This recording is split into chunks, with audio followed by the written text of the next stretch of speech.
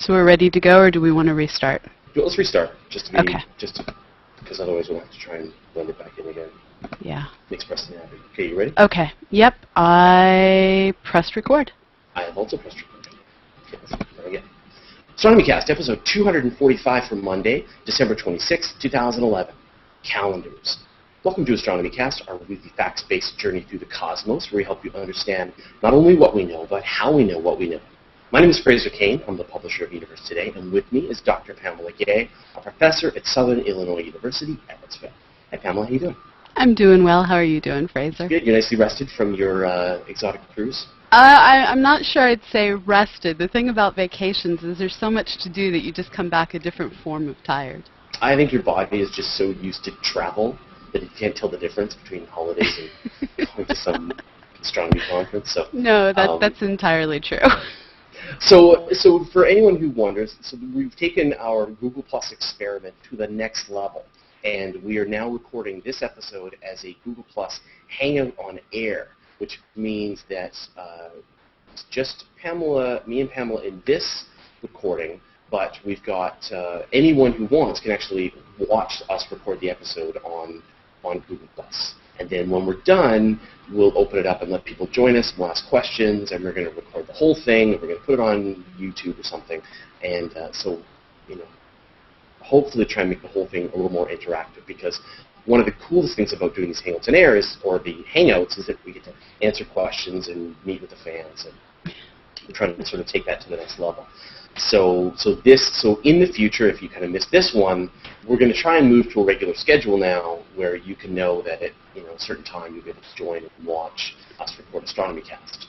Or you can just wait; it pops up in your audio player, just like normal. Nothing's going to change, just more better. But right, this means people can subscribe to our YouTube channel as well as our iTunes feed. Right. Yeah, it's going to be very confusing. Okay, well, let's get cracking. So our lives are ruled by calendars, and the calendars are ruled by astronomy. So as we near the end of 2011 and get ready to ring in the new year, let's discover the astronomy underlying the days, weeks, months, and years that segment our lives. So I was really worried when I was doing that intro, because I was thinking, it almost starts to sound like astronomy, like our lives are ruled by the motions of stars. It's very astrology sounding. So not astrology. But astronomy runs everything. Right. So, if you think about it, there are so many different things, mostly related to agriculture, admittedly, that without knowing exactly what dates the sun is where, you're going to end up freezing your vegetables or not harvesting your wheat on time. So at the end of the day, our nearest star, our sun, rules how we should set up our calendar if we want our calendar to make sense for agricultural purposes. And if you get agriculture wrong, everyone dies of starvation. Right, so getting some kind of calendar set up and in place is critical. Some of the things that happen, such as the day-night cycle, are just hardwired right into our evolution. But other things clearly are human constructions. So when did calendars first start to happen? As near as we can tell, there's always been some sort of a calendar system, but there haven't always been sensible calendar systems. And the problem that we run into is the moon doesn't politely orbit the Earth in an integer number of times every year. And so the easiest way to set up a calendar is to set it up based on the lunar cycles, based on full moon to full moon or new moon to new moon. But if you do that, your year ends up being about 10 days too short. And so there's this problem of, insert expletive of choice, how do we keep our year cycled with the planting season? So then you have to start inserting leap months. But even if you just come up with some mathematical equation and try and tie it strictly to the sun, even the planet's rotation about its own axis isn't an integer number of days per year, so you still end up with this leap cycle problem. So basically, we've always had calendars, and they've never worked. You said calendars, and they've never worked. Yeah. Right. So what are some of the calendars? What are some of the earlier ones that people started to use? Because I guess the point being that because they never worked, people have needed to come up with some invention or some solution to solve the problem. that Mother Well, Nature doesn't, didn't nicely match up the lunar cycles to the solar cycle, right? so pretty much looking across all the different calendars you want to look at, we find over and over and over that early calendars tended to be built on a 19-year cycle because the number of lunar cycles that it takes to line back up so that you have a full moon with the sun in place X and you have a full moon again with the sun in place X is about, within a few hours, 19 years. So culture after culture after culture built a 19-year calendar that was based on mostly having 12 lunar months, but then every few years sticking in some sort of a leap month. So this is just one of those things that everyone seemed to settle down upon at some point in their calendar. And so, can you give me some examples? I mean, were there some cultures that used that? Well, we see it, for instance, in the Chinese calendar. This is one of the cultures that continues to use this type of calendar today, where they look at the lunar cycle, but it's not built purely off the lunar cycle. The Islamic calendar is built purely off the lunar calendar. The Hebrew calendar is sort of mostly kind of built off of the lunar calendar. And they look at where the sun is, they look at where the moon is, and really they're all kind of complicated and crazy math in terms of, well, I mean, really, they just sort of have to do things along the lines of, okay, so the sun made it most of the way across this particular constellation. We have a new moon, so since it didn't actually make it out of the constellation, we're going to make this a leap month. Or with the Arabic or Islamic calendar, it's based on the first sighting of the crescent moon each month, and it has to be a physical sighting of it on the 29th, or they assume it's there on the 30th. And so whether a given month in a given country is 29 or 30 days depends on whether or not somebody saw the moon on the 29th day of the month. And so you end up with all of these things built in that are, it's kind of head-scratching to try and put it all together.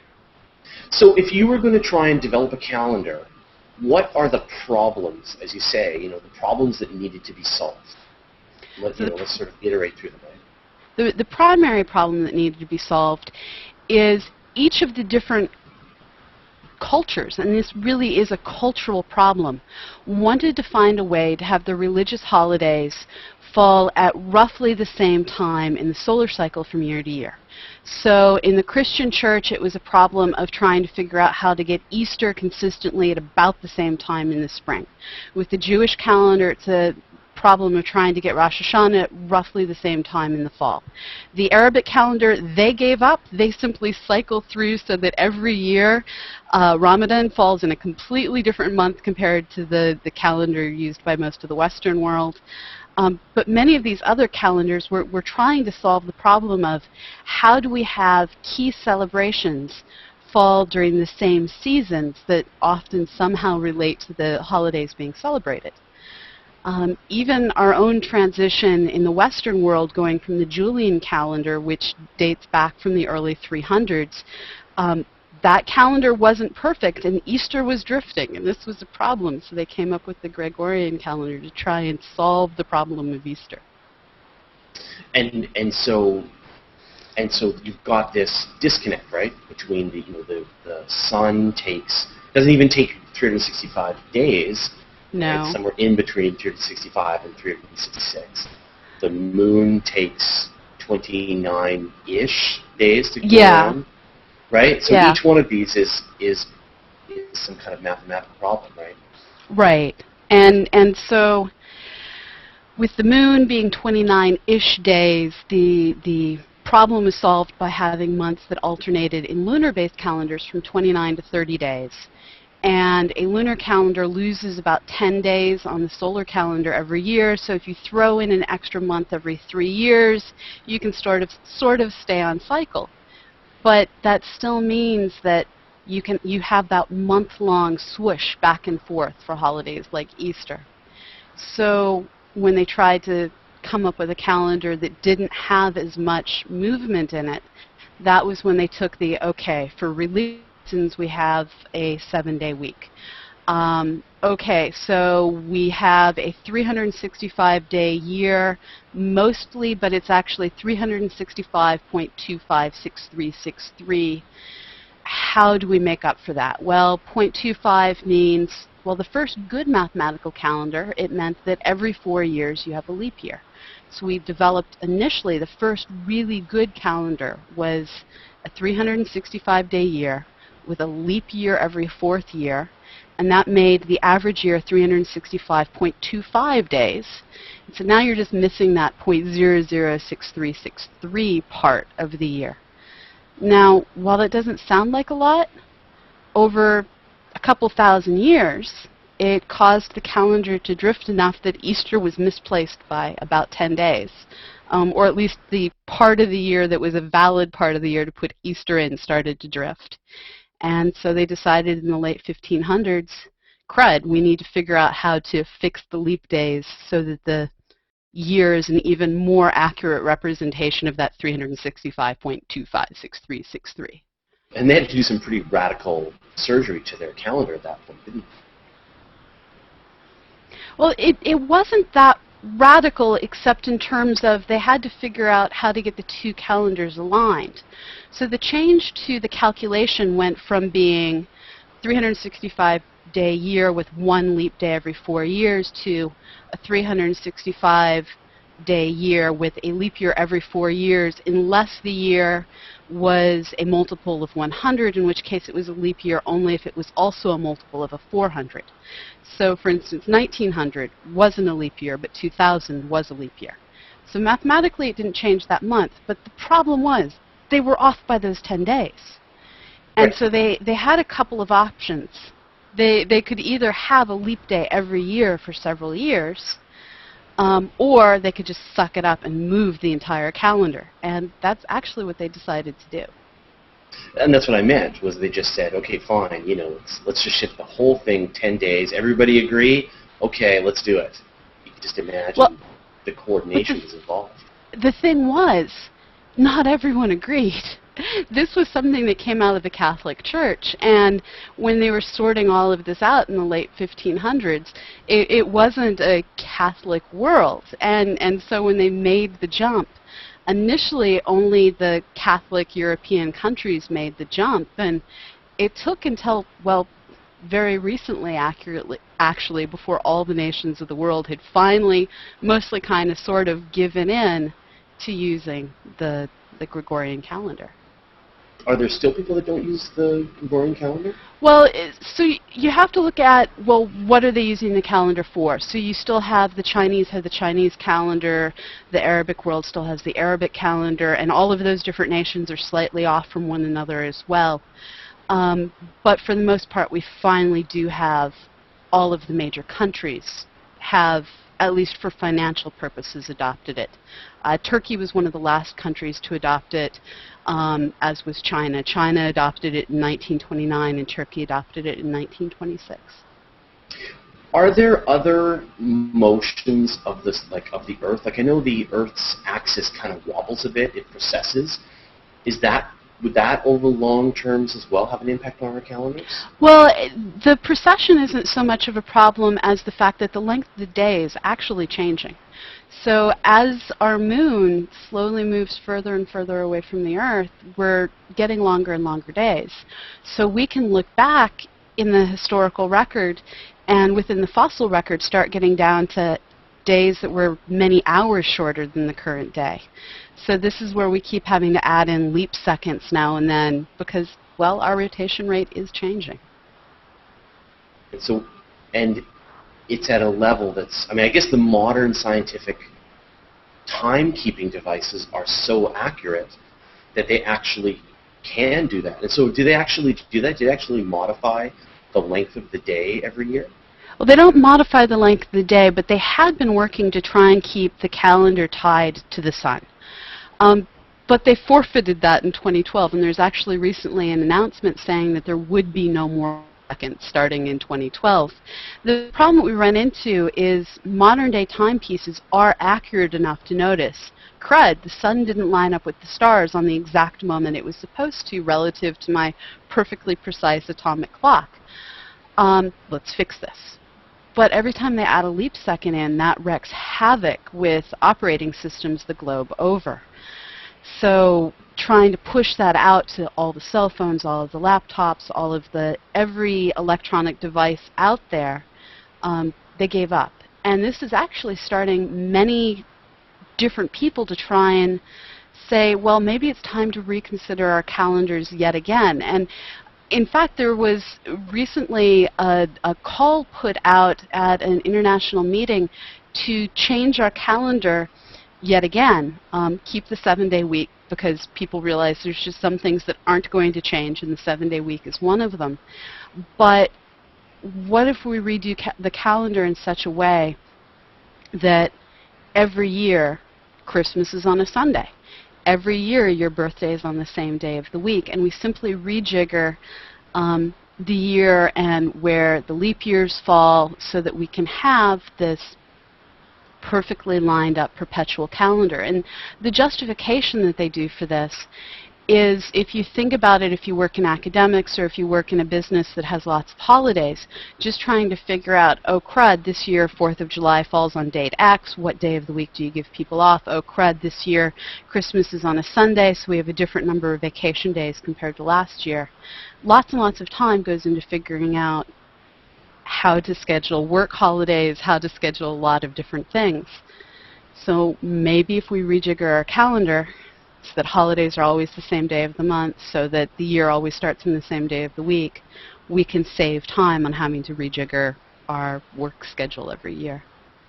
Well, of course, though, I mean, our Thanksgiving here in Canada falls in a completely different month than yours does in the States, so I can imagine it's a whole other level of coordination. Have there been other, more radical ideas for new calendars? Things that, do we need to have 7-day weeks? Do we need to have... Well, we don't need to have 7-day weeks, although it seems to be the right length of period that people are actually willing to work it. And if you think it, would you want to really work more than 5 days at a time without getting time off? I've been known to.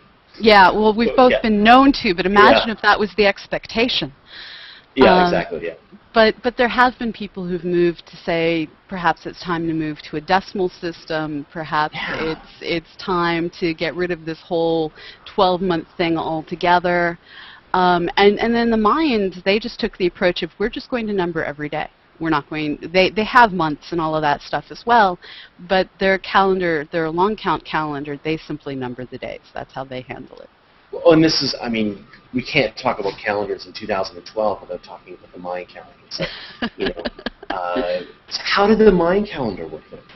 Well, so the thing that is hard to wrap your head around is their way of looking at numbers wasn't a base 10 system like we're used to. Instead, they did things in base 18 and in base 20. So their long calendar is actually made of looking at all of these different crazy cycles that take thousands of years to get through.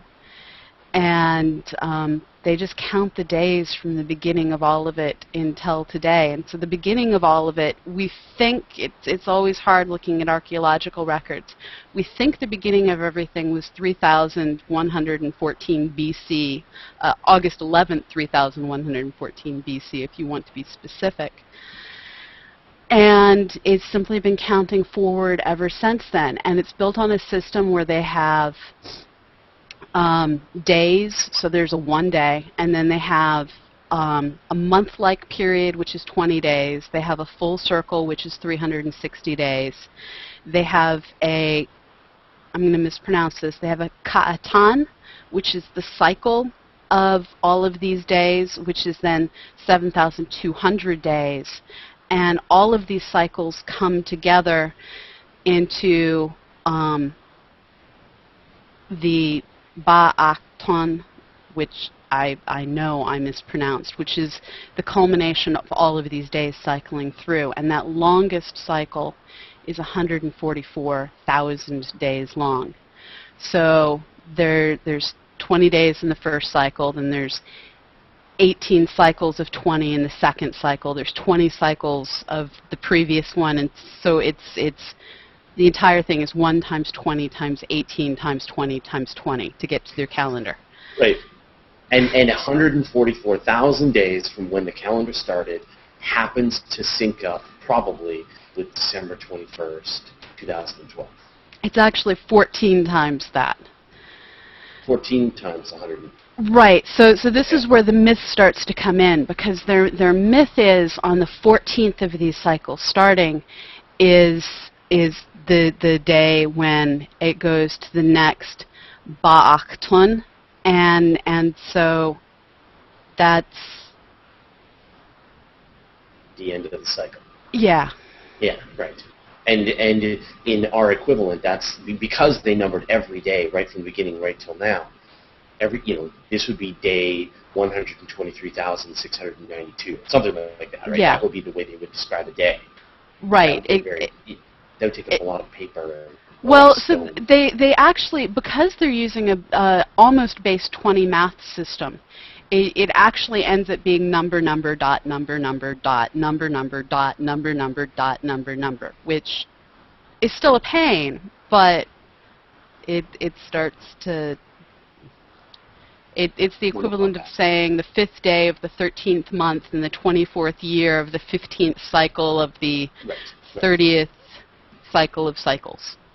And so then when this calendar theoretically runs to an end, would they, I guess the point is they never planned to be around that long. They never really thought about it. Like it was just, the whole system would just start again then? Well, I mean, so this is one of those things where we just don't have the records to tell us. I mean, it's a cycle, so yes, it does just start over. But I don't think they'd ever really plan for it to start over.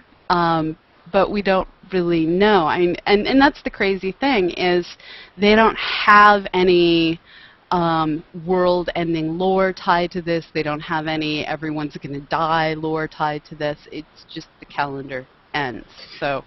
Yeah, I mean, you can think about the fact that how like computer scientists didn't really think through the implications of the year 2000. Yeah. And they only wrote their code 20 years before the end of the century. Right. They never expected that their software would get used for 20 years or 25 years. Instead, they said, oh yeah, no, we'll just put in, 87, 89. That never really occurred to them. As you can imagine, again, going back to the Mayans and they're building this calendar. Well, are we going to need this in 5,000 years? Nah. It just never came up. It's the millennium bug. It's the millennium bug, yeah, exactly. And so now we're having to deal with the millennium bug. Thanks, Mayans. It's just kind of funny that the software programmers and the Mayans only have a 12-year difference in their failure to think through their calendars. To think through, the long duration of that. That's good. So then what things would change our calendars? Would there be events, would there be things that will happen in the far future maybe that would change our calendar dramatically? Well, so we do have slight changes in the equinox position that occurs not due to the precession of the pole, but because our entire orbit, it's not circular. And so as our orbit slowly rotates, in combination with the precession of the pole, we end up with changes in equinox. We end up with slight changes in the solstice dates and the spacings of those. And so those slight things add up over time to, again, leap seconds here and there, which will eventually, given enough millennia, turn into leap days. So it's just a matter of our planet isn't fixed in space. Its axis is turning, its date of perihelion is changing, its date of aphelion is changing, and as all these things slowly change, they affect our calendar. But that is something that's going to happen over the course of, but that's still going to be a cycle. It would be but it would be a bigger cycle, right? You would just end up with the sort of movement of our orbit, sort of slowly rotating around the sun. What about the fact that our rotation is slowing thanks to the moon? I mean, when we get to the point where days last a very long time? Well, the rate at which things are slowing is such that, yes, it will happen. Our sun will probably destroy the Earth before we have to worry about it too much. So you can imagine over the remaining course of humanity, we might see a 5-hour change. But I think that's the type of thing. There's already human beings that quite happily run on 30-hour cycles as they work on shift work. So that's the type of thing we can deal with over time. Evolution can deal with that. And then would there be something that would perhaps, when the sun turns into a red giant and it's Yeah, we're going to need to be on another planet by then. So yes, we'll have a different calendar. Gravity changes, we'll spiral outward. That'll make the years longer, right? Yes. Again, we're likely to be on a different planet or dead by then, so I'm not particularly worried about the calendar. Right. Okay. All right. Just checking. Okay. Cool. Well, thanks a lot for the calendar info, Pamela, and thanks to everybody who watched us as we did the recording. So you should stop. I should stop. Okay. We should have plugged the cruise because it has to do with the Mayan calendar, but we didn't. Next time. Yes. All right, so save that. Probably not do the upload just so we don't want to kill our video. So do you want to invite people into the Hangout? Yeah, so let me see if I can do that. So I will close GarageBand, and then I will try to invite people in. So what I'm going to do is I'm going to post, and I have no idea if this is going to work for everybody. I'm going to post a link. So this means you need to have Fraser, Cain in a circle. Yeah. No, you don't necessarily need to. No. I'm going to post in the comment thread. Into the okay. comment. So this is a link to the Hangout. So in theory, 6 people will be able to join us in the Hangout. 7 people. 7, that's right, because we've got 1 taken up by the recording. Okay. But I don't know if this is going to work because we can't invite people to the public. Can't invite the public to the Hangout the way we could with a private Hangout. So we'll see if anybody drops in. And if not, then if you want to post some questions into that thread, we'd definitely be able to jump in. Yeah. Hey, there we go. It worked. Hey. Hey, Justin, how's it going? Excellent. Okay, but I got your other stream up. I got to close it. So we'll see if anybody... Yes. Yes. This get very complicated. And yes, Brian, Fraser is recording in his kitchen. I have already mocked him for that.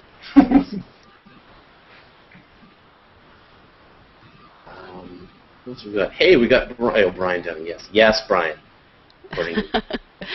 Sorry, I'm flipping up through all of your comments right now. No one asked a question. I did have a question. Unfortunately, I missed this last half of the Hangout because I actually had to go to work for a second. So I don't know if you addressed it or not. But, well, yeah, a few minutes. But I read an article the other day about them wanting to start a new calendar on January 1st that had some sort of reference to making every weekday on the same day of the week. Again, I'm sorry if you mentioned it in the actual cast, but I missed the last half. So sorry. So what was that? You were wondering if there's any... Somebody was trying to push that they're starting a new calendar that they want to start pushing and have it fully implemented by this 2017, that it would consist of a 30-day month, a 30-day month, and then a 31-day month, such that every day, like January 1st, would always occur on Monday. And right. I was going to ask that question, but again, I missed the second half of your... If you'd heard of that, or if that was something... Yeah, that was actually something that I referred to. This is something... I'm now looking at the press release. It came out of Johns Hopkins from a couple of computer programmers. So it's Richard Henry and Steve Henke. And, yeah, they're trying to figure out how to come up with a calendar that Christmas is always on a Sunday is what it boils down to. Yeah. So it's Richard Henry. I just was curious because I only read the article real quick and didn't, get a lot. And then you were doing this on calendars. I'm like, sweet, I'll just ask that question. Oh, and again, for everybody who's watching this, if you can just click +1, again, we want to get some kind of number of how many people are actually watching this to figure out if it's, worth doing this way again, or or not. So if you get just +1. And I think someone's got an echo. Someone's got both the Hangout open and they've got the live stream open, which is creating a bit of an echo. So. Yeah. And the thing about the proposed calendars, it changes how leap days are done so that you end up having a leap week every once in a while. Now, one of the reasons that people don't like things like that is if you think about it, the poor folks born on February 29th don't get to celebrate their birthday very often. And so mucking with how leap days are done, it's imagine having an entire week of dates that only exists every few years. That was really the part that confused me, because their point that in reading the article was that it was going to make financial calculations and all these things easier because it was consistent week and month and those kind of things. But an extra week every 4 years would really screw with that, right? Yeah, and I think it's more than every 4 years, because otherwise you end up offset in I think it's different... 4 or 5 years. Every 4 yeah, or 5 years. They have this weird changing system. Yeah, the idea was to keep all holidays on the same day, all business events on the same day, and it was done purely for the financial point of view. But then having an entire week added in, the way they deal with the extra 45 minutes on Mars in the book Red Mars is it's just nap time, but you can't exactly have an entire week that you call off every few years. I would be happy for that. And well, that's 45 minutes every day for nap time. That sounds really good. Yeah. So we've now got 8 people in the Hangout, and again, we're not really sure how we're going to approach this, but the hope is that people can jump in and ask us a question and stick around for the conversation, but then leave again, Justin, gotcha. to then open up a slot that somebody else can join. But nothing personal, man. I got my question asked, so. Yeah, that was really cool, man. Point. And I don't know if anyone. I think this works great. Honestly, that I was able to listen to most of it, other than the fact that I had to go to work. But that was always the problem with the other ones, is because if I wasn't there right away, I couldn't join. Right. And I don't tend to get the podcast very often, but to have it playing live while it's going was good. So I very much enjoy it. I think this is the way to go in the future. Yeah, we've got some other plans for some experiments. Like, for example, someone might have seen I was doing a thread on that. I'm going to connect together a bunch of astronomers with their telescopes. We're going to do some live viewing. So we're going to try and get 2 or 3 telescopes all pointing at different objects with different levels of resolution, and try to just, we'll just have an observing night, and we'll just set up all those telescopes in the Hangout, and then people can switch back and forth from telescope to telescope and take a look at what we're seeing, and hopefully that'll be really neat. It might not be a Hangout on Air live. It might just be one that people actually have to jump in and take a look at the telescopes, because it's hard. You can't control what you're seeing with the Hangout on Air. Like, I don't think anybody can click and see a different window pop open while they're watching this recording. It's all kind of stuck. It works just fine on my end. Maybe not necessarily from your end. When you're in the Hangout, when you're in the Hangout, then you can control the camera. Gotcha. But when you're outside of the Hangout and watching, you can't. So anyway, these are all little things. But I think even to just have some telescopes going for a few hours and just let's look at Jupiter. And because there's some neat events, you're going to get transits of Io across the face of Jupiter. And that would be really neat to sort of watch that in real time and talk about it and other stuff. And I think the thing that we'd really like to get organized for is the big Venus transit, which is going to happen in June, July? June. Yeah. And that's going to be, hopefully by that point we'll have everything nicely organized and we can do a really neat presentation and watch it happen live and, remember the horror stories of all of the people in centuries gone past who've attempted to watch transits of Venus.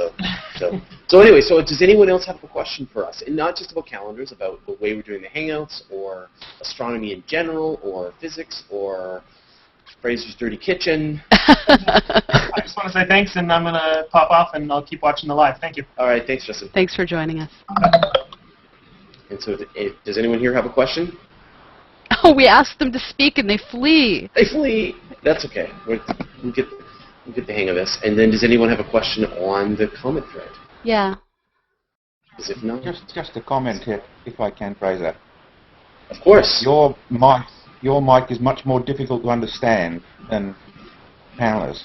Oh, really? That's not Is good. it is it too quiet, too loud? It's a little too quiet, and it's a little muted. So if I Oh, do this, weird. does that sound better? No. No, not better now? No? Bring your volume up if you can. Yeah, okay. See, that's weird because I'm hearing the two of you equally. Yeah, it's a bit of a battle because I set the audio for the right level to be able to actually record the show, and that's just the biggest hassle in the world. Yeah. Is trying to get the audio levels right. Otherwise, it comes on too hot, or it's too quiet. And so I have my audio set so that it's the right level that we've kind of tested beforehand for actually recording. Because, as you know, we're doing the live broadcast.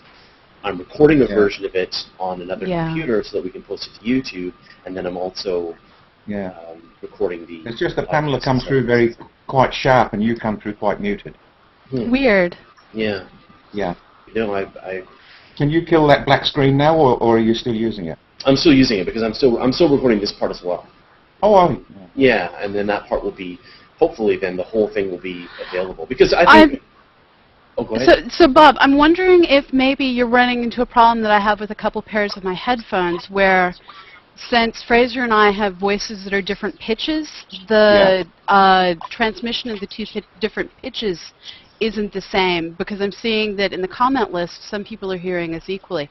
I know I have a slight hearing loss problem that causes me to not hear men's voices as well as women's voices. I have the opposite. That answers a lot of questions for me. I thought you were just, avoiding some of my questions, Pamela, but now you're telling me you can't hear me very well? My wife tells me it's a matter of whether I want to hear. Yeah. Yeah. Adam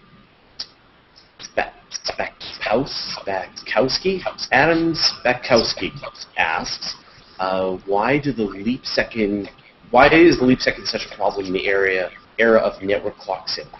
Most devices are synchronized automatically. Does that question make sense? Yeah, I think the problem is things like how do you do Unix time and things like that. So this is where it counts the number of seconds since some date, I think in either 1969 or 1971. So trying to keep that synced up, it ends up causing headaches. Because you end up literally with where did that second come from? I'm hearing an echo there too right now. Somebody's got an echo going on. Well, it's just us. Bob, have you got both the live stream and the Hangout going right now? Because that might be causing it. Did I mute my mic? Then I said I don't think so. Oh, okay. maybe it's coming from Pamela then. Well, I'll shut my mic down and see if you can still hear it. Okay. I don't know if we can still hear it. No, it's definitely your mic was doing it. But I'm just wondering if you have both. No, it's Bob's mic. Yeah. But, okay. Well, does anyone have any questions? Any black holes, dark matter, discovery of the Higgs boson, the discovery of new planets around Kepler 20, the comet Lovejoy? By the way, you lucky folks living in the southern hemisphere can see one of the brightest comets in a few years anyway, which is Comet Lovejoy. If you go out before dawn and look to the east, you can see the comet trailing up before the sunrise. I was so annoyed. I was actually in Brazil last week, and it was cloudy the entire time. Oh yeah, no, we've been posting pictures. There's some. If you check my Google Plus stream, I've been posting tons of pictures of the comets, and one of the nicest ones is an Australian guy named Colin Legg who's been going out every morning and doing his next better version of the comet, and now it's just amazing. He's got a 30-second time lapse of the comet rising up. You can see the tail come up right in the middle of the Milky Way. The thinking right now is that it's going to be visible in the northern hemisphere in early February, but Colin said that it's actually starting to fade a bit, so it might be that we just don't get a chance to see it. So for Christmas, I got a Canon Rebel. I think the entire planet got Canon Rebels. And I got what I've determined is the single most awesome accessory. It's just a remote control. That's the instruction manual. I got the generic version. Depending on what version of the Canon you have, they make different of them, and they're under 60 bucks. And I can program this thing to take a picture of any duration, or to let my camera just determine how long the photo's exposure time should be, and then to take it every set interval of time. And so this means that while I was on vacation, I was doing all sorts of crazy things, like the thing I did that was full of fail was, as we were leaving Venice, I set my camera to take a picture every 30 seconds, and I thought I could do a stop action. The only problem was I let it determine the exposure length, and we were doing this at night, and so the entire city of Venice is blurred by the velocity of the ship.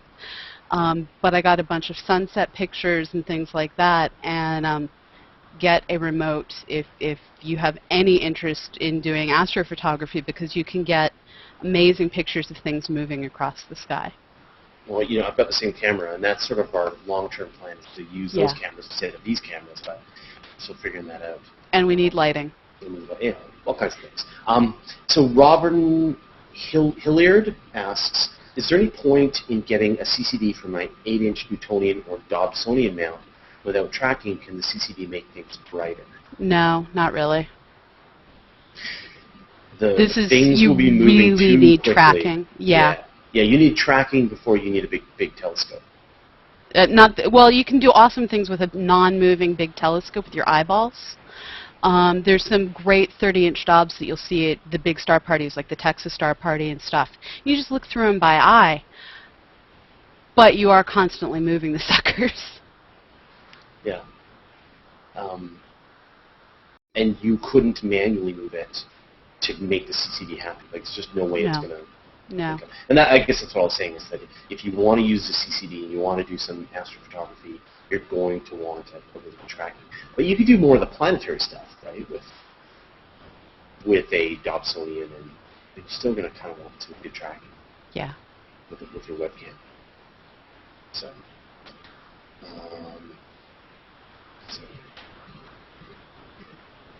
what concept? Robin also wanted to know what constellation Lovejoy's in. I don't know. The sucker's moving. Yeah, it's moving pretty fast. Right, if you look at the storm we call in leg, it was just Ara. Sorry, is in which ones? Ara. Okay. ARA. Mm-hmm. Yeah. I believe it's still there. But it is moving pretty quick. Yeah. Heading towards Monoceros, if I remember.